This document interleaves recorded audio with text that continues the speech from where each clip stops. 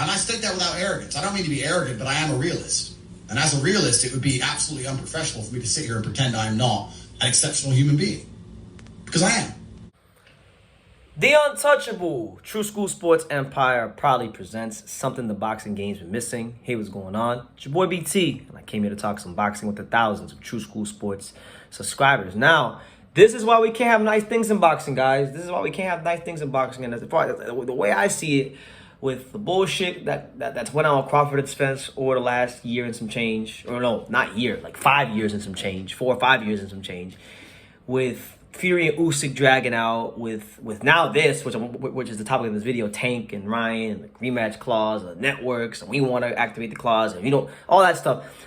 Due to these big fights not getting happening, Inoue versus Fulton is becoming bigger and bigger by the day. Like, just by the day, it's getting bigger, It's getting much, much bigger because it's one of the only big fights in boxing that's actually happening, So with that being said, and with that being established here on True School Sports, I'm sure most of you guys have heard the news already. It is utterly ridiculous, but I think there's more layers to it than people realize. So we'll talk about it. Basically, Tank Davis versus Ryan Garcia is now in jeopardy. It may not even happen because now there's a rematch clause dispute. Basically, the issue is that Gervonta Davis will have a right to have a rematch if Ryan wins. So there's a rematch clause in his contract. Where things get muddied up and where things are now an issue is that Golden Boy and DAZN and PBC and Showtime are arguing over which network will promote the rematch. Now, I'm not here to take sides, but if Tank were to win the fight, right, and there was to be a rematch, then the rematch would be on PBC and Showtime. If Ryan were to win the fight and there was a rematch, then the fight should be on DAZN or whatever platform Golden Boy wants to have it on. That's just how it is. Fair is fair, right? Now, that's not what PBC wants. That's not what, they want. That's not what Al Heyman wants, according to the reports.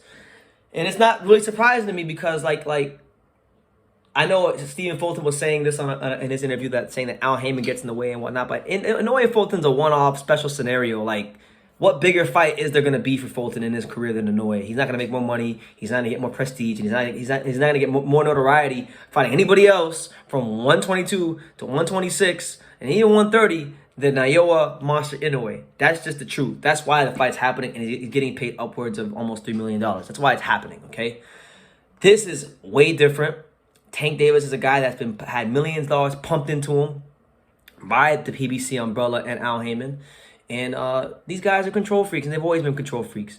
Now, there's more layers to than people think. I believe, like whether the fight happens or doesn't, it might not. The fight, even if this wasn't an issue, the fight might not happen anyway. Why? Because as far as I'm concerned, Gervonta Davis still has a court case going on for what happened down here in South Florida not so long ago. So he might go to jail. He might go to jail in April. So maybe this might just be one big creative stalling tactic to push the fight back. And that's PBC doing on purpose. And we're talking about it and they're just drumming up more hype and attention for the fight. So it is what it is. But if that's not what this is, if Tank Davis doesn't go to jail in April or just before April, and that's not what this is, then this is fucking ridiculous. This is the most ridiculous thing I've heard in a while. And it makes it look like that all the other fights in the past, like look at Crawford and Spence, the whole transparency thing and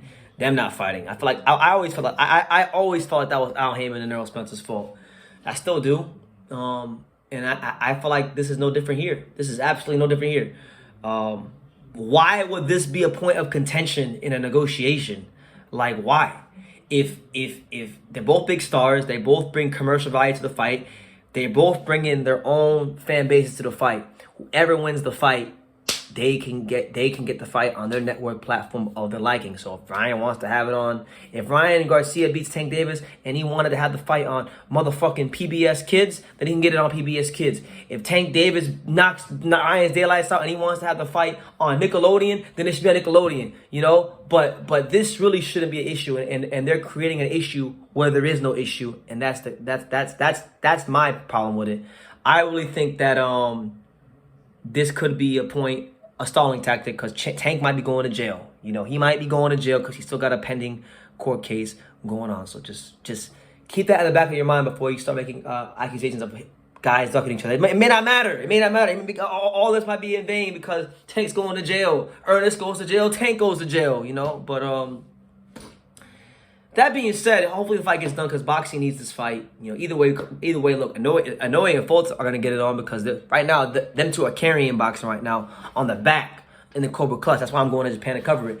But aside from that, you know, one other interesting thing, and I'll end the video on this note. Regis Prograis, you know, he doesn't have a fight. He's still looking for a fight.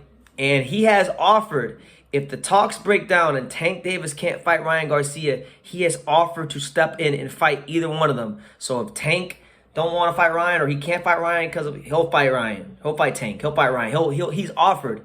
You know, he'll step in. So that's a more than feasible, more than awesome option if we can't get Tank versus Ryan. Regis Prograis, hell of a fighter. Regis Prograis, an exciting fighter. He's worth people's time, tension, and energy. He comes to fight. He can box. He can box. You know, he's got some slickness to him, and he's got some things about him as far as his boxing skills are concerned. But he ain't coming to exhibit boxing skills. He's coming to put you on the fucking dialysis bag, and that's why we like Gervonta Davis, Regis Prograis, because he comes in here to really fight and give people what they came to see, and that's violence and knockouts. So yeah, I'd love to see Regis Prograis get a chance against either Tank or Ryan. But that's the news, man. Boxing can't have nice things because these networks and promoters always want to get in a pissing contest over whose dick is bigger.